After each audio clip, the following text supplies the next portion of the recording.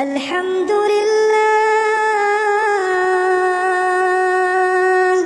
alhamdulillah ala ni'matil iman, alhamdulillah ala ni'matil islam. Salatu wassalamu ala rasulillah wa ala alihi wa sahbihi wa mawalah wa la hawla wa la quwata illa billahi wa ba'du. Alhamdulillah, di malam hari ini kita bisa kumpul kembali di rumah Bekam. Salawat dan juga salam kita hadiahkan kepada Rasul kita Nabi besar Muhammad sallallahu alaihi wa ala alihi wasallam. Dan malam ini kita sudah masuk pada surat baru dari surah-surah pendek dalam juz amma. Kita masuk pada surah An-Nazi'at. Surah An-Nazi'at ini surat yang ke-79.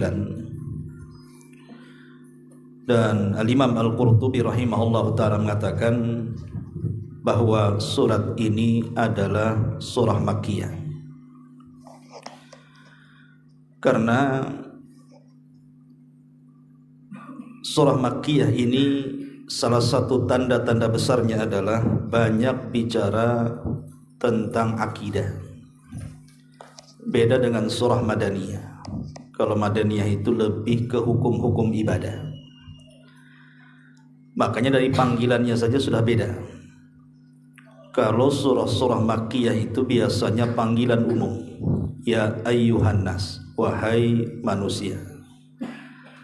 Tapi kalau Madaniyah panggilannya khusus, ya ayyuhalladzina amanu. Setiap ada panggilan ya ayyuhalladzina amanu, maka itu ciri bahwa ayat atau surat itu Makkiyah, Madaniyah. Adapun surah Makkiyah ini banyak bicara soal akidah. Makanya juz amma ini kebanyakan Makkiyah, bicara soal pokok-pokok dari keyakinan kita kaum muslimin, khususnya tentang keyakinan tentang hari akhir. Makanya banyak dalam surah Makkiyah ini cerita tentang kiamat, cerita tentang kematian, hisab dan yang semacamnya. Ma'asyiral muslimin wal muslimat rahimakumullah. Surah An-Nazi'at ini, karena An-Nazi'at sendiri diperselisihkan oleh para ulama apa itu maknanya. Ada yang mengatakan bahwa An-Nazi'at ini bicara soal kuda. Maksudnya kuda-kuda perang. Sama dengan Al-Adiyat. Ada juga yang mengatakan An-Nazi'at ini bicara soal angin. Tapi kebanyakan para ulama, dan ini pendapat yang kuat menurut jumhur ahli tafsir, bahwa An-Nazi'at ini bicara soal para malaikat. Ma'asyiral muslimin wal muslimat rahimakumullah. Sebelum kita bicara soal ayat-ayat pertama dalam surah An-Nazi'at yang bicara soal para malaikat ini dan tugas-tugasnya, sedikit kita bicara soal keimanan kita kepada para malaikat. Al-Imam As-Suyuti rahimahullahu ta'ala menukilkan perkataan Al-Imam Baihaqi di dalam kitabnya Syu'abul Iman, bahwa ada dua perkara yang harus kita pahami tentang keimanan kita kepada para malaikat. Pertama, at-tasdiqu biwujudihim. Kita wajib membenarkan tentang wujud mereka. Karena para malaikat itu kan tidak bisa dilihat oleh kita. Tetapi bukan berarti yang tidak bisa dilihat tidak ada wujudnya.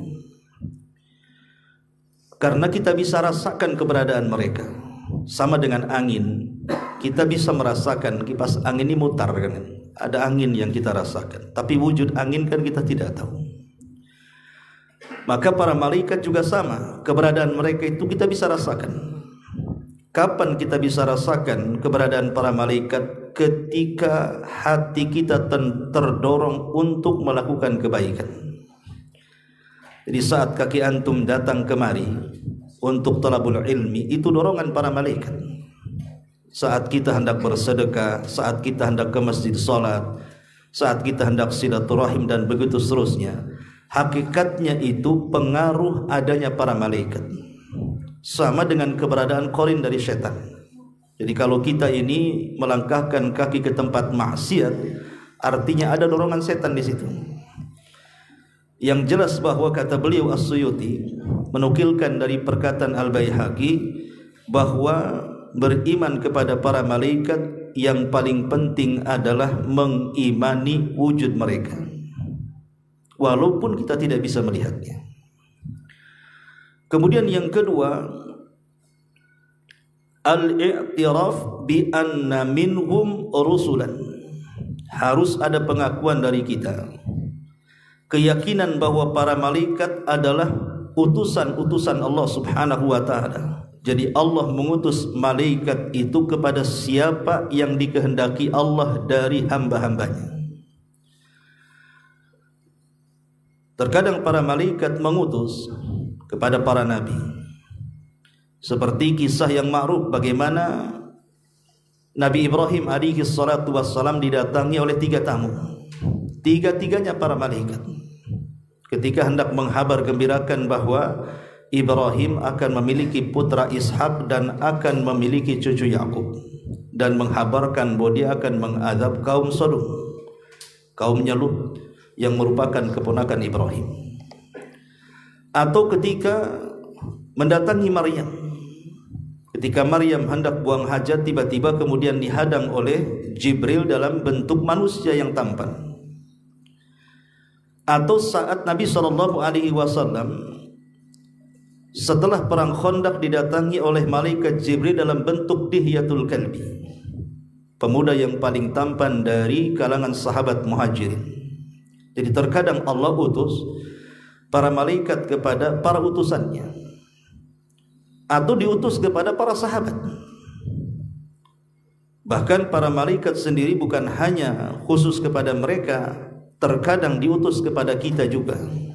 Secara khusus malaikat Jibril turun setiap malam Lailatul Qadar. Makanya Allah mengatakan tanazzalul malaikatu waruh. Ruh di sini artinya Jibril. Turun kepada kita, diutus kepada kita untuk memuliakan malam Lailatul Qadar. Inilah 2 perkara kata beliau yang perlu diimani tentang adanya para malaikat. Dan juga kita tahu bahwa nama-nama malaikat ini ada yang Allah Subhanahu wa ta'ala beritahu kepada kita siapa namanya. Tapi kebanyakan malaikat tidak tahu namanya. Baik kita tahu namanya atau tidak tahu namanya, tetap kita harus beriman.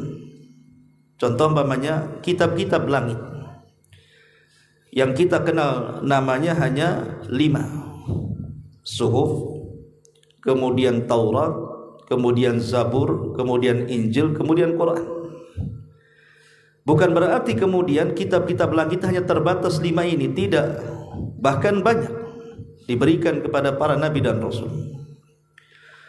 Lah, para malaikat juga sama, ada yang nama-namanya diberitahu, seperti Jibril, itu yang paling banyak disebutkan namanya dalam Quran. Kemudian juga Mikail, kemudian Israfil, kemudian malaikat Malik disebutkan di dalam Al-Quran. Kemudian malaikat Ridwan disebutkan dalam hadis Nabi SAW. Kemudian Munkar dan Nakir, kemudian Harut dan Marut, kemudian Malakul Maut. Adapun Israel itu penamaan Israiliyat. Kita umat Islam cukup menamakan Malakul Maut. Tidak perlu kita katakan Israel, karena Israel ini penamaan Israiliyat. Ataupun Hamalatul Arsh, pemikul Arsh. Ataupun Malakul Jibal, yang ketika Nabi SAW diusir dari Taif, datang Jibril dengan 2 malaikat gunung, Malakul Jibal namanya. yang kemudian Jibril mengatakan kepada Rasul, wahai Muhammad, di kiri kananku ada 2 malaikat jibal, perintahkan dia untuk membanting gunung kepada penduduk Taif. Ataupun Zabaniyah. Lah ini nama-nama yang jelas ya dari nama-nama para malaikat. Tetapi sebagian besar malaikat itu tidak tahu namanya. Kita katakan mereka para malaikat. Seperti Rasul ketika masuk melihat Baitul Ma'mur. Setiap hari 70.000 malaikat berkeliling bertawaf dalam 1 hari 1 malam, kemudian keluar dan tidak pernah kembali berjumlah 70.000. Kemudian besoknya datang malaikat yang baru dengan jumlah yang sama. Kemudian 1 hari 1 malam mereka tawaf, kemudian pergi dan tak pernah kembali. Dan begitu seterusnya. Sehingga kita tahu bahwa para malaikat itu tidak ada yang tahu jumlahnya kecuali Allah Subhanahu wa taala. Sebagaimana Allah mengatakan, "Wa ma ya'lamu junuda rabbika illahu." Tidak ada yang tahu jumlah tentara-tentara Allah dari kalangan para malaikat kecuali Allah Subhanahu wa taala.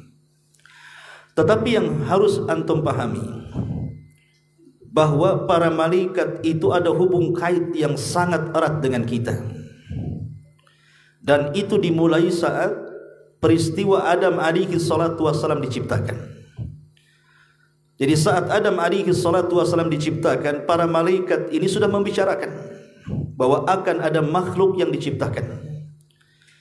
Bahkan sempat kemudian mengatakan di hadapan Allah Subhanahu wa taala, apakah engkau akan menciptakan makhluk yang akan merusak di bumi dan menumpahkan darah? Tapi Allah Subhanahu wa taala menegaskan bahwa inni a'lamu ma la ta'lamun. Aku lebih paham tentang ciptaanku daripada kalian. Maka diciptakanlah Adam. Setelah Adam diciptakan, kemudian Allah Subhanahu wa taala mengatakan di dalam Al-Qur'anul Karim, wa nafakhtu fihi min ruhi faqa'u lahu sajidin. Semata-mata aku tiupkan ruh kepada Adam, maka kalian wahai para malaikat harus sujud kepada Adam. Sudah saya katakan bahwa sujudnya para malaikat kepada Adam bukan sujud ibadah, karena tidak boleh sujud kecuali kepada Allah. Maksudnya sujud di sini artinya sujud penghormatan. Ada satu pendapat seperti itu.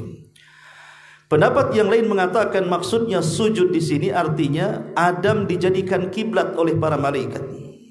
Jadi malaikat bukan sujud kepada Adam karena sujud ibadah, tidak. Malaikat menjadikan kiblat, sama ketika kita sujud menghadap Ka'bah. Kan Ka'bah itu kiblat kita. Bukan berarti kita menyembah Ka'bah, tidak. Hanya sekedar dijadikan kiblat saja. Lah saat kemudian para malaikat sujud, kemudian Adam alaihi salatu wassalam diperintahkan Allah untuk mengucapkan salam kepada para malaikat, dan malaikat pun menjawab salam. Dari sejak itu sampai hari kiamat terbentuklah hubung kait malaikat dengan manusia. Sampai hari ini dan sampai kiamat dibangkitkan. Baik ketika kita hidup di dunia, baik saat kematian kita, baik ketika kita berada dalam kuburan kita, baik saat kita dibangkitkan dan dikumpulkan di padang mahsyar ataupun masuk ke dalam surga atau neraka, maka tidak akan lepas dari para malaikat.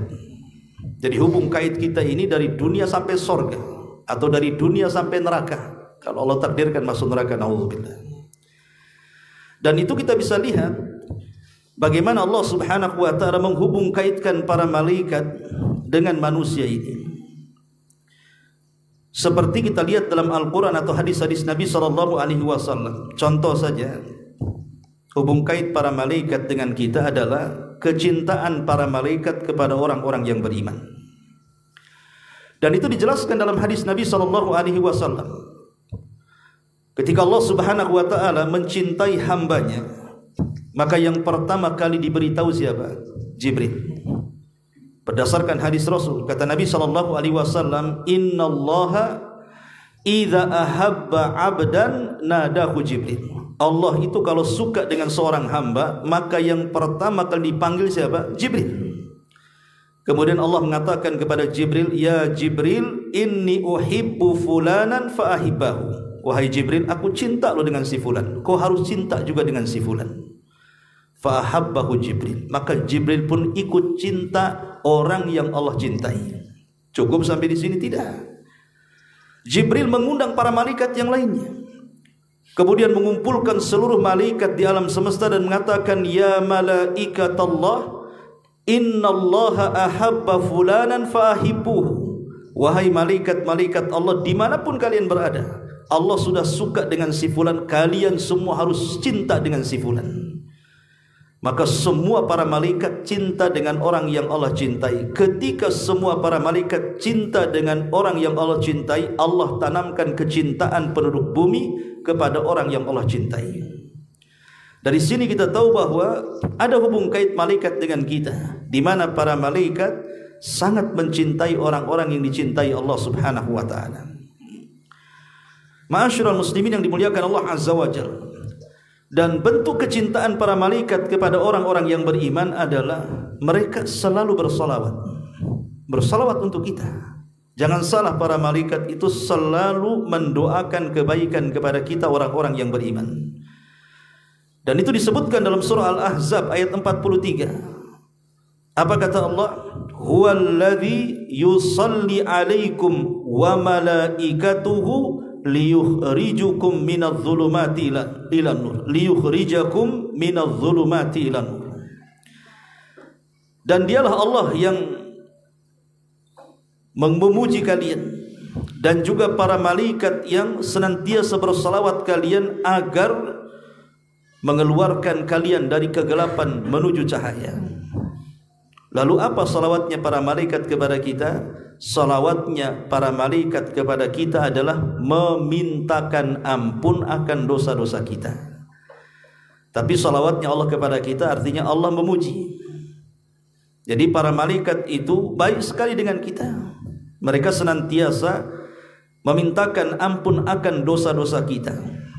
Makanya saking sukanya para malaikat dengan kita, terkadang ada para malaikat itu kan mencari majalisul ilmi, majelis-majelis ilmu, kayak seperti ini, majelis-majelis ilmu. Sebagaimana Rasul mengatakan, dan itu disebutkan dalam hadis yang dikeluarkan Bukhari Muslim dari hadis Abu Hurairah radhiyallahu anhu, Rasul mengatakan, inna lillahi malaikatun, sesungguhnya Allah itu punya para malaikat, yatufuna fit turki, mereka berjalan ke sana kemari, yaltamisuna ahla dzikri, mencari orang-orang yang berzikir kepada Allah Subhanahu wa taala. Maksudnya ahla dzikri artinya majalisudz dzikri, majelis-majelis yang isinya mengingat Allah. Dan Al-Imam An-Nawawi rahimahullahu taala ketika memberikan catatan kepada ayat ala bi dzikrillahi tatmainnul qulub, ingatlah dengan zikir kepada Allah Subhanahu wa taala hati kalian tenang. Maksudnya zikir di sini ta'limul halali wal haram, majlis yang di dalamnya diajarkan, dikenalkan ini halal, ini haram. Lah itulah majlis ilmu namanya. Kemudian kata Nabi SAW, fa idza wajadu qauman, kalau para malaikat ini sudah mendapati sebuah kaum, yadhkurunallaha, yang mereka berzikir kepada Allah Subhanahu wa taala, tunadu, maka masing-masing mereka saling memanggil, halummu ila hajatikum, kemarilah wahai para malaikat, berkumpul di sini. Jadi satu malaikat memanggil malaikat yang lainnya untuk berkumpul di atas orang-orang yang sedang bermajlis ilmu. Fayakhufunahu bi atihim ila sama'id dunya, maka mereka pun akan bertumpuk-tumpuk satu dengan yang lainnya sampai ke atas, sampai menembus langit pertama. Di orang yang bermajlis zikir seperti ini, di atas kepala kita ada para malaikatnya, dan para malaikat itu bertumpuk-tumpuk seperti ini sampai ke langit dunia. Subhanallah, ya. Makanya rugi sekali orang-orang yang jarang hadiri majelis ilmu, yang hanya mencukupkan mengaji lewat YouTube, Facebook, TikTok, kan gitu. Kadang ada orang yang seperti itu. Saya lihat hari ini semangat orang untuk duduk di majelis ilmu itu sudah kurang, kan gitu. Alasannya apa? Cukup tengok YouTube saja, kan gitu ya. Beli kuota YouTube, rupanya di tengah-tengah kajian ada iklannya pula. Iklannya orang telanjang pula di situ. Lah ini kan sebenarnya ya ada alasannya, Ustadz itu kalau jelasin itu saja kan gitu. Kalau antum umroh, Allah takdirkan antum umroh, lihat tuh di Masjidil Haram atau di kota Madinah itu. Terkadang syekh yang menyampaikan dengan syekh yang duduk mendengarkan itu lebih alim syekh yang mendengarkan dibandingkan yang menyampaikan. Alasan mereka apa? Mencari berkah di situ. Jadi kedatangan mereka itu di majelis ilmu itu mencari berkah, bukan hanya sekedar mencari ilmu saja. Apalagi Nabi SAW sampai mengatakan kepada para sahabat apabila selesai bermajlis ilmu, apa kata Rasul? Qumu maghfuran lakum qad buddilat sayyi'atikumul hasanat. Berdirilah kalian, bubar kalian, dosa-dosa kalian sudah diampuni. Sampai di sini tidak, keburukan kalian sudah diganti dengan kebaikan. Kan nggak ada ruginya orang duduk di majelis ilmu itu, walaupun ngantuk-ngantuk lah kan gitu ya, penyander-nyander jadilah daripada tak datang kan. Gitu. Ma'asyiral muslimin yang dimuliakan Allah Azza wa Jalla. Atau ada para malaikat itu, mereka mencari orang-orang yang suka membaca Al-Quran. Antum baca Quran sendirian di rumah atau di masjid atau di musola atau di mana kan gitu.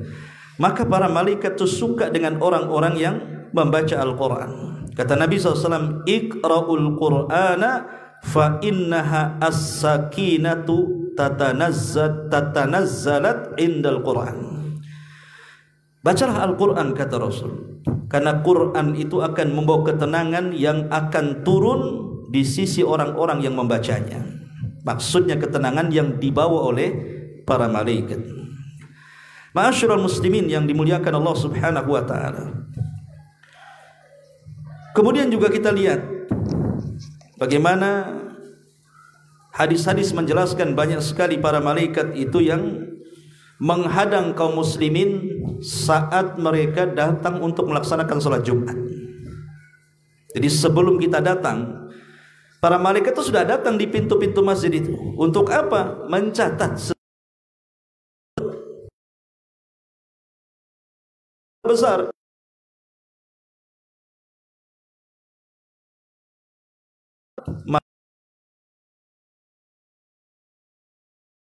akan begitu.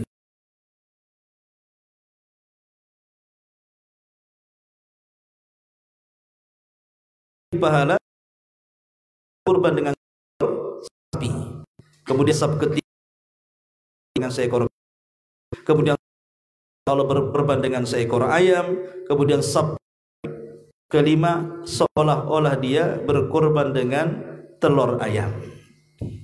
Ya belakang-belakang datai ayam lah. udah nggak kedapatan lah kan gitu. Artinya bahwa di sini lihat bagaimana orang-orang yang betul-betul melaksanakan ibadah kepada Allah Azza wa Jalla dari orang-orang yang beriman, sedemikian itulah cintanya malaikat dengan kita. Tapi anehnya banyak orang-orang yang datang duluan ke masjid justru bukan nyari sap yang pertama, nyari sandaran, nyari tiang, nyari tembok kan itu ya. Nah ini kan sangat disayangkan. Ma'asyiral muslimin yang dimuliakan Allah Azza wa Jalla, dan banyaklah hadis-hadis tentang perhatian para malaikat saat di dunia. Adapun saat kematian, dan nanti juga akan dijelaskan dalam permulaan surah An-Nazi'at. Jadi malaikat itu ikut campur dalam kematian kita. Karena yang mencabut nyawa kita juga para malaikat. Siapa lagi yang mencabut nyawa kita? Kan malaikat. Dibantu dengan rusul al-maut, tawaffathum rusuluna. Bahkan yang membawa kain kafan dari sorga, yang membawa minyak harum-haruman dari sorga, itu semua para malaikat. Bahkan yang mengangkat ruhnya orang yang beriman sampai menembus lapisan langit pertama, kedua, ketiga, sampai ketujuh, dan berjumpa dengan Allah Subhanahu wa ta'ala. Dan Allah katakan, kembalikan ruhnya ke dalam jasadnya, letakkan catatannya fil iliyin. Itu semua adalah tugas para malaikat untuk membantu kematian seorang yang beriman. Itu saat kematian. Kemudian beralih kepada alam barzakh, alam kubur. Ada sebuah hadis yang mengatakan bahwa ketika orang-orang yang ada di kuburan itu, mereka akan ditemani oleh para malaikat. Para malaikat yang mencatat amal-amal perbuatan amalan kita. Kemudian Allah Subhanahu wa ta'ala bentuklah kemudian catatan amal kita itu dalam bentuk orang yang sangat tampan. mendatangi kita, kemudian ngobrol dengan kita, kemudian menyuruh kita tidur, tahu-tahu ketika bangun sudah dekat kiamat. Sampai dia mengatakan nim naumatal arus, tidurlah seperti tidurnya pengantin. Jadi walaupun dari kematian kita dengan kiamat itu masih 100 tahun lagi, 1000 tahun lagi, 1.000.000 tahun lagi kalau seandainya mungkin terjadi, maka orang yang beriman yang berada di dalam kuburan itu tidak terasa, karena mereka ditidurkan masalahnya dan baru dibangunkan mendekati kiamat. Beda dengan orang-orang kafir fasik yang disiksa kan, maka mereka akan tersiksa dalam kuburannya. Termasuk juga ketika seseorang kemudian dibangkitkan kelak pada hari kiamat, maka para malaikat itu akan ikut juga di situ. Makanya Allah mengatakan waji'a rabbuka wal malaku saffan saffa. Dan ingatlah ketika Rabbmu datang, malaikat itu bersaf-saf. Jadi di padang mahsyar itu malaikat itu seolah-olah apa? Menjadi pagar betis, bersaf-saf sehingga orang tidak bisa lari dan tidak bisa kabur itu. Jadi malaikat itu luar biasa. Termasuk ketika orang masuk ke dalam sorga sendiri, para malaikat mengucapkan salam kepada kita. Salamun alaikum bima sabartum. Keselamatan bagi kalian atas kesabaran kalian, Allah hadiahi kalian sorga. Dari sini kita tahu bahwa sejak kita lahir, kemudian kita besar di dunia, kita diwafatkan, masuk ke alam kubur, kemudian dikiamatkan, sampai dibangkitkan, sampai masuk ke dalam sorga, para malaikat itu tidak lepas dari orang-orang yang beriman. Itulah hubung kait yang luar biasa, yang bagaimana Allah Subhanahu wa taala menugaskan para malaikat untuk senantiasa bersama kita manusia. Tetapi ikhwatu fillah muliakan Allah Azza wa Jalla, ada malaikat itu kan yang ditugaskan oleh Allah Subhanahu wa taala memang untuk kebaikan. Jadi datang kepada manusia itu memang mendoakan baik, mendoakan kebaikan. Seperti contohnya umpamanya di pagi hari Allah utus 2 malaikat, yang satu berdoa, ya Allah, sesiapa yang berinfak di pagi hari ini tambahkan hartanya, dan sesiapa yang bakhil di pagi hari ini hancurkan hartanya. Itu setiap hari malaikat itu diutus oleh Allah untuk mendoakan seperti itu di pagi hari kan. Bahkan sesiapa yang kemudian kita melakukan amal soleh seperti menziarahi saudaranya entah di mana, dalam rangka lillah, karena Allah ya, bukan karena bisnis, bukan karena ada kepentingan dunia, enggak. Memang dia menziarahi itu karena Allah Subhanahu wa taala. Maka Allah akan mengutus malaikat untuk mengikuti orang ini. Makanya dahulu dijelaskan dalam hadis Abu Hurairah radhiyallahu an, anna rajulan zara akhan. Ada seseorang itu hendak menziarahi kawannya fi qaryatin, pada sebuah desa ya. Fa arsadahu Allahu ala madrajatihi malakan, maka Allah utus para malaikat ngikuti di belakangnya itu. Falamma ata alaihi, kemudian ketika sudah di tengah perjalanan menuju saudaranya, maka malaikat menjelma sebagai manusia kemudian menghadangnya, kemudian mengatakan kepada orang ini, aina turid, hendak kemana engkau pergi, mau apa kamu? Maka orang ini mengatakan, uridu, saya menghendaki akhan li fi hadil qaryah, aku hendak berjumpa dengan saudaraku, dia ada di tempat ini. Maka kemudian malaikat ini mengatakan, halaka alaihi min ni'matin tarubbuha alaihi, apakah ada niat yang lain, entah karena urusan bisnis, dagang, minjam uang atau apa gitu ya.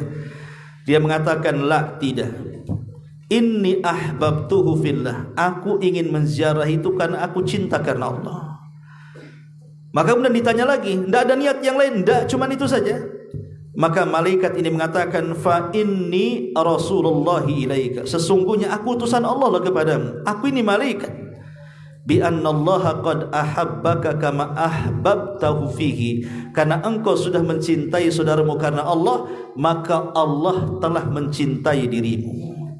Itu contohnya seperti itu ya. Tetapi di sisi lain ada malaikat juga yang ditugaskan oleh Allah Subhanahu wa taala, itu tugasnya hanya melaknat saja. Jadi ketemu kita ini melaknat kita habis-habisan. Lah siapa itu orang-orangnya? yang melaknat, yang dilaknat oleh para malaikat. Contohnya umpamanya hadis Nabi SAW tentang seorang istri yang menolak ajakan suaminya kan. Apa kata Nabi SAW? Idza da'a ar-rajulu imra'atahu fa'abat. Jadi kalau seorang suami meminta istrinya untuk berhubungan, tiba-tiba si istri menolak, apa kata Rasul? La'anathul malaikatu hatta tusbiha. Maka malaikat akan melaknat dia sampai datang waktu subuh. Jadi kalau seandainya suami meminta kepada istrinya untuk melayaninya jam 8 malam, banyak kan itu, tiba-tiba banyak alasan ini itu, akhirnya suaminya marah kan itu, maka Allah utus malaikat melaknat dia. Terus dilaknat sepanjang tidur dia, dilaknat sampai datang waktu subuh, baru malaikat dipergi. Bayangkan kalau seandainya si istri ini meninggal di malam itu dalam kondisi dilaknat para malaikat. Coba Ustadz, sekarang yang menolak bukan saya, suami saya Ustadz. Apa suami saya dilaknat juga tuh? Kalau bapak-bapak biasanya nggak nolak, biasa jarang lah ya, capek-capek pun dilayan juga ya. Tapi dari sini contohnya bahwa ada malaikat-malaikat itu yang memang ditugaskan oleh Allah Subhanahu wa taala untuk melaknat saja. Atau dalam hadis lain Nabi SAW mengatakan, dalam sebuah hadis Nabi mengatakan, man asyara ila akhihi bihadidatin fa innal malaikata tal'anuhu hatta yadahu wa in kana akhan li abihi wa ummihi, rawahu Muslim. Barang siapa yang mengisyaratkan kepada saudaranya dengan senjata, mengacungkan golok, mengacungkan belati, pokoknya besi, pentungan atau apa lagi itu, untuk menakut-nakuti, mengancam dengan senjatanya, maka malaikat akan datang diutus Allah untuk melaknat dia sampai diletakkan senjatanya. Coba baru mengancam saja datang malaikat, macam mana kalau betul-betul ditusukkan? Kalau betul-betul dipentungkan itu pentungannya, baru mengisyaratkan saja untuk menakut-nakuti saudaranya, walaupun itu saudara sebapak atau seibu, kata Nabi, maka Allah akan utus malaikat melaknat dia sampai diletakkan senjatanya. Dan sekarang mengancam itu nggak pakai besi lagi, sekarang udah canggih, pakai handphone ngancamnya. Awas kok ngomong-ngomong, dia nggak, ketika dia ngomong di handphone itu mengancam saudaranya, dia tidak tahu Allah sedang mengutus malaikat melaknat kita. Karena menakut-nakuti seorang muslim itu dilarang, dia diharamkan. Diharamkan dalam Islam, tidak boleh. La yahillu li muslimin an yurawwi'a musliman, kata Rasul. Tidak halal, artinya haram seorang muslim menakut-nakuti muslim yang lainnya. Dan banyak lagi seperti orang yang mencaci maki sahabat, itu dilaknat terus malaikat. Coba bayangkan, orang Syiah yang suka mencaci maki sahabat, maka mereka dilaknat setiap hari oleh para malaikat yang diutus Allah Subhanahu wa taala, termasuk orang-orang yang menasabkan dirinya kepada yang bukan bapaknya, pada yang bukan bapaknya, yang sekarang kan lagi ramai ini di Indonesia ini. Orang ngaku Habib, turunan Nabi, dan begitu seterusnya kan. Ya, memang secara hukum kalau ada orang yang mengaku dirinya keturunan Nabi, ya kita percaya saja ya. Karena ucapan seorang muslim itu harus dipercaya pada awalnya. Tetapi ingat, kalau Anda dusta dalam pengakuannya, hanya mengaku-ngaku saja. Karena saya baru kedatangan tamu, ada Syekh Abdullah dari Yaman, kebetulan lagi buat daurah di Jabal Uhud 2 minggu ya.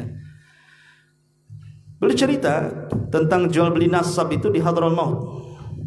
Jadi di Hadraul Maut itu ada jual beli nasab, ikhwan. Antum kalau ingin masuk nasabnya sampai ke Rasulullah, sediakan uang beli nasab aja di sana.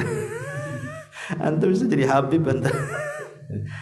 Karena Masya Allah ya, karena di Indonesia ini mungkin karena kurangnya ilmu pengetahuan, ya kurangnya akidah, ya kurangnya, ya mungkin karena tidak pernah duduk di majelis ilmu atau mungkin jarang belajar, terkadang masyarakat kita ini mudah saja kemudian ditipu. Contoh saja umpamanya banyaknya kuburan-kuburan palsu. Kan banyak sekarang ini kan kuburan-kuburan palsu itu. Kadang-kadang nggak ada isinya kuburan itu. Hanya kemudian diceritai khurafat, kemudian dibuat serem-serem kuburannya kan itu. Kemudian dibuat cerita ini kuburannya ulama anu, Habib anu, dan begitu seterusnya. Akhirnya lambat laun dengan berjalannya tahun, mungkin generasi awal tidak datang ke kuburan itu, tapi generasi kedua, ketiga kan nggak tahu ceritanya. Karena lihat awal terjadinya kesyirikan, ikhwan, di zaman Nabi Nuh alaihi salatu wassalam itu bukan dilakukan di generasi pertama. Generasi pertama itu hanya membuat patung saja, tidak menyembah dia.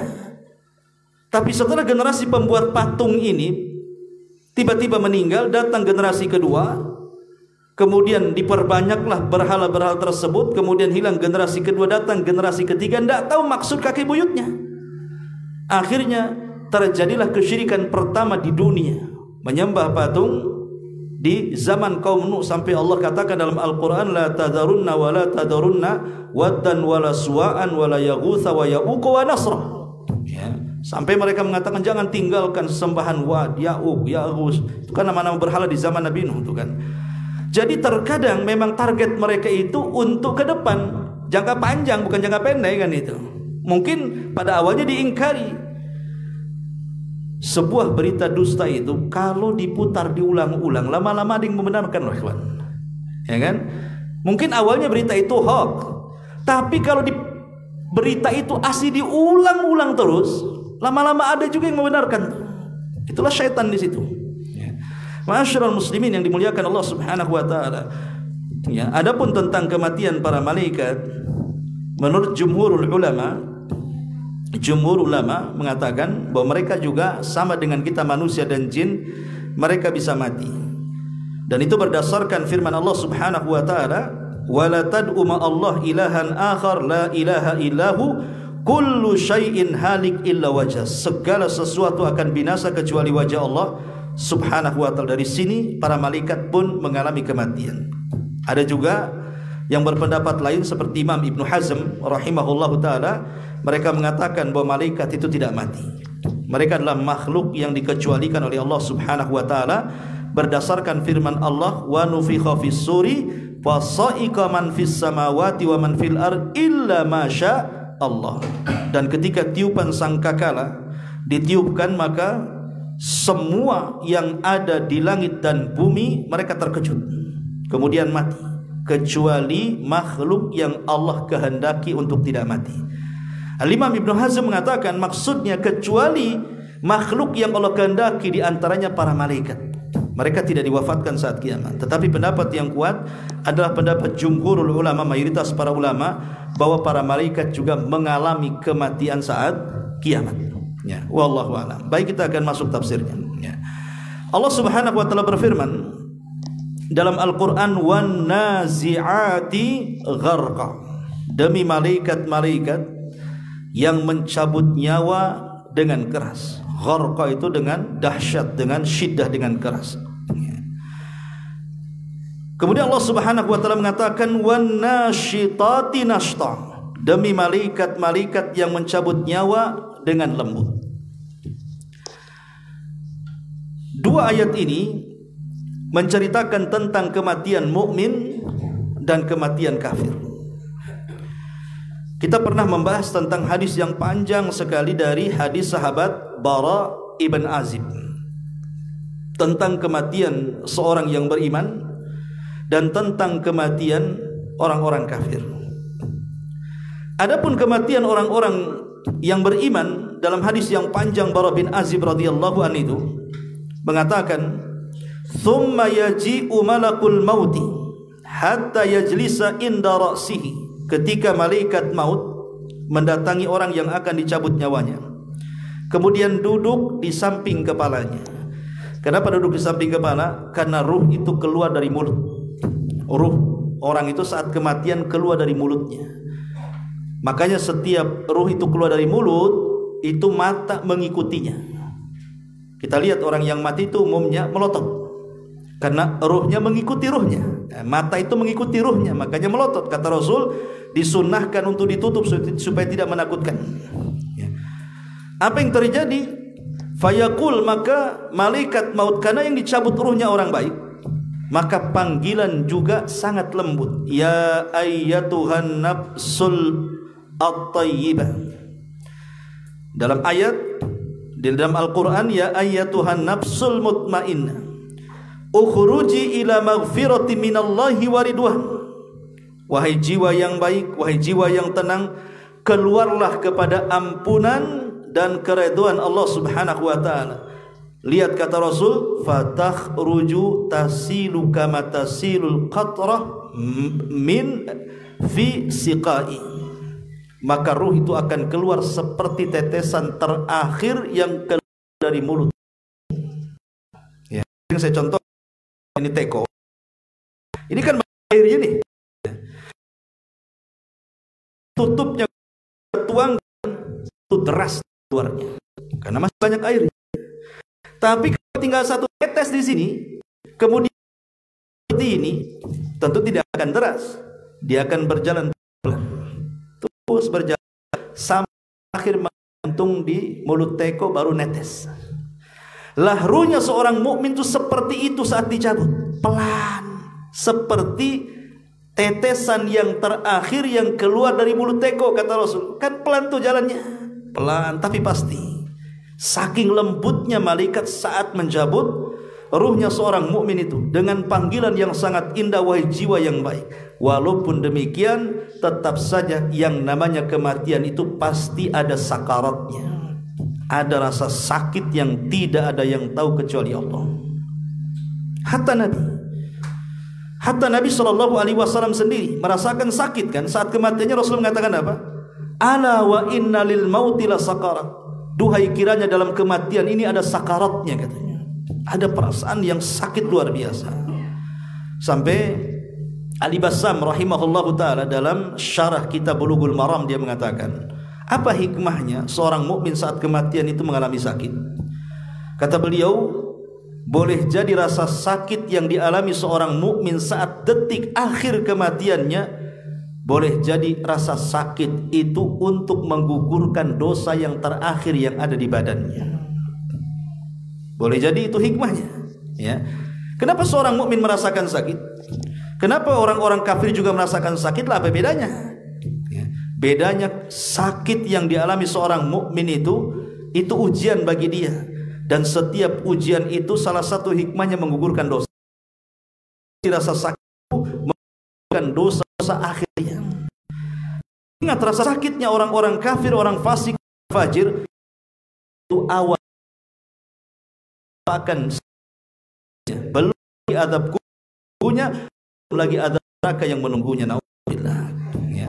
Masyarul muslimin yang dimuliakan Subhanahu wa taala. Tetapi itulah yang disebut dengan wan nasyitati nashtah.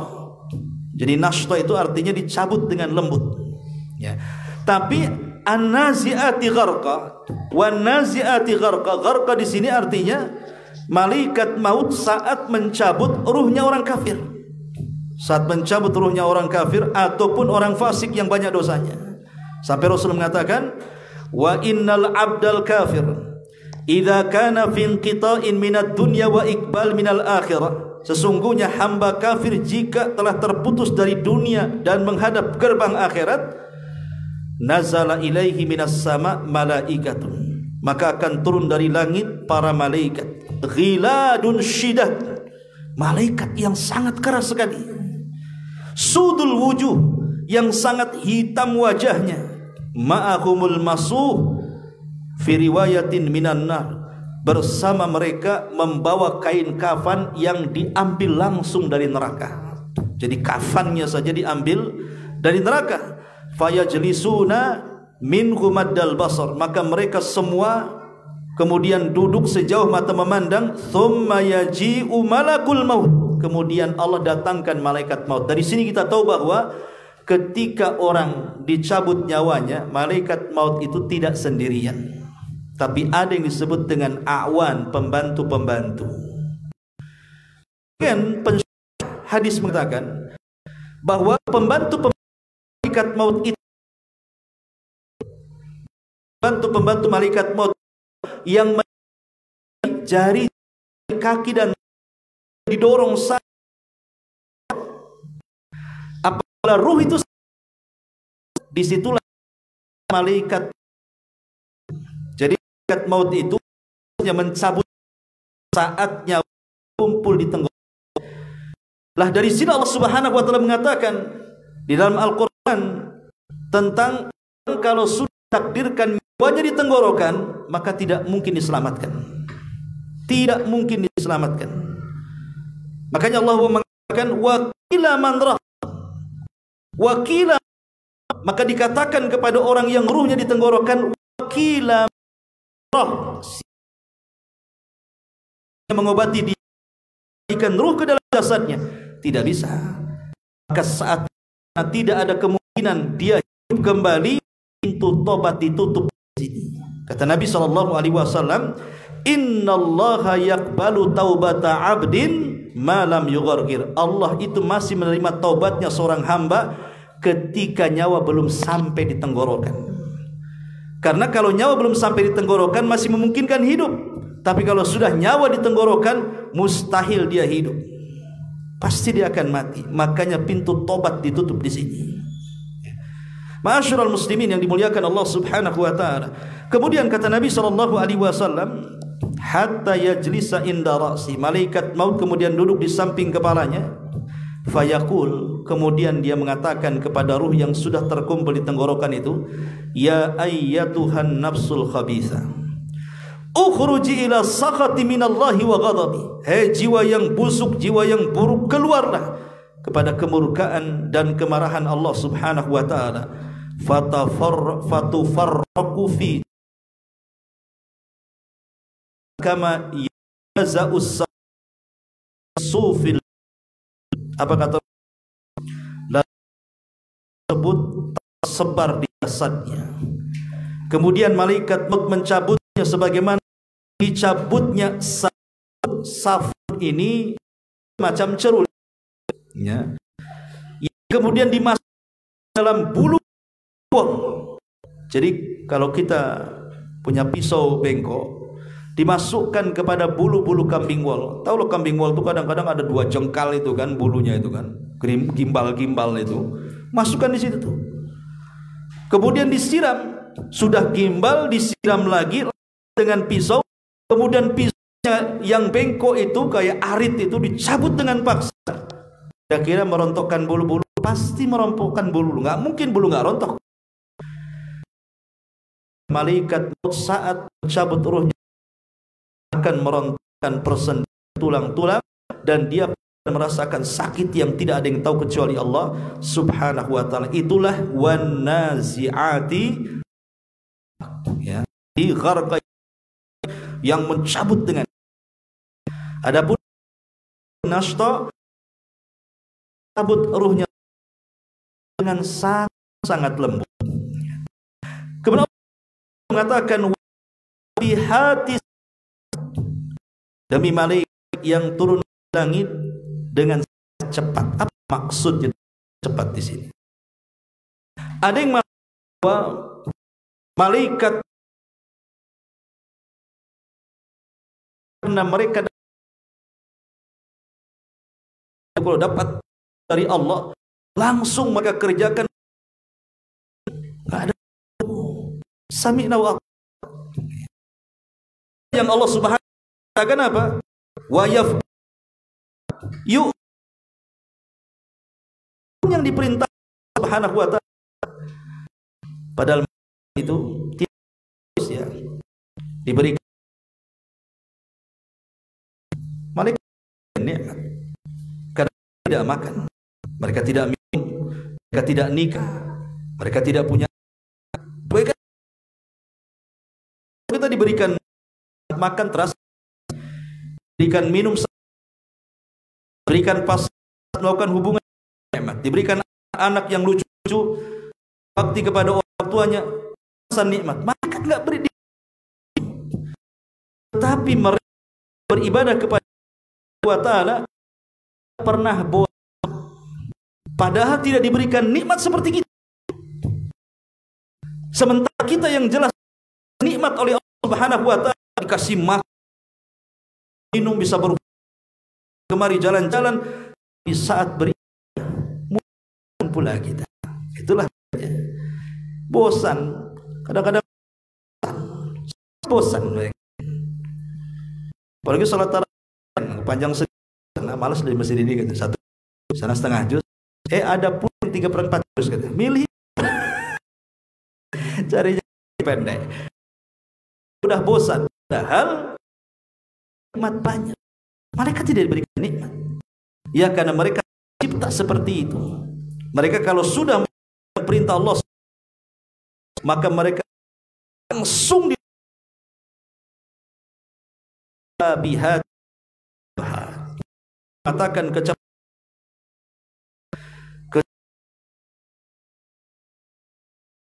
tinggal di langit. Itu tugas saja. Jadi caranya para malaikat ketika diberikan tugas oleh Allah itu melebihi kecepatan Nabi Sulaiman alaihi salatu wassalam didatangi oleh Hudhud, ditahu bahwa di Yaman, ini kan Palestina, Hudhud terbang kan jauh Yaman itu, memberitahu bahwa di sana ada kerajaan Ratu Balqis. Pemimpinnya perempuan, kaumnya menyembah matahari dan bulan, dan diberikan nikmat luar biasa. Sulaiman menulis surat supaya ratu itu masuk Islam. Kemudian Sulaiman mengatakan kepada orang-orang di bawahnya, siapa yang bisa memindahkan istana Balqis kemari, katanya. Apa yang terjadi? Qala ifritun minal jin. Berkata ifrit dari kalangan jin. Ifrit itu di bawahnya iblis. Ifrit itu, ya. Ana atika qabla an taquma mim maqamika. Saya bisa menghadirkan istana itu wahai Sulaiman sebelum engkau berdiri dari kursi singgasanamu. Sebelum berdiri, padahal berdiri kan cepat tuh. Antum berdiri sebentar aja kan. Tapi kata ifrit si jin ini, sebelum engkau berdiri, istana itu sudah di hadapanmu. Secepat apa coba mindahinnya itu? Sebagai dalil jin itu bisa memandahi mindah istana aja bisa. Antum punya celengan, tiba-tiba hilang uangnya, kok enggak lubang, enggak apa? Ketika dibongkar uangnya bisa saja dipindah jin. Itu biasanya. Jin siapa? Tahu lah. Artinya kalau mindah kayak gitu gampang ya. Ingin katakan cepatnya bisa memindahkan istana loh ya. Tetapi yang lebih hebat lagi, ada seorang laki-laki yang beriman. Dia menantang iblis dan mengatakan, ana atika qabla an yartad ilaika tarfuk, katanya. Wahai Sulaiman, serahkan kepadaku. Aku lebih cepat dibandingkan iblis, di mana aku bisa datangkan istana itu sebelum matamu berkedip. Kalau iblis kan sebelum bangkit, ini sebelum kau berkedip saja aku sudah bisa datangkan.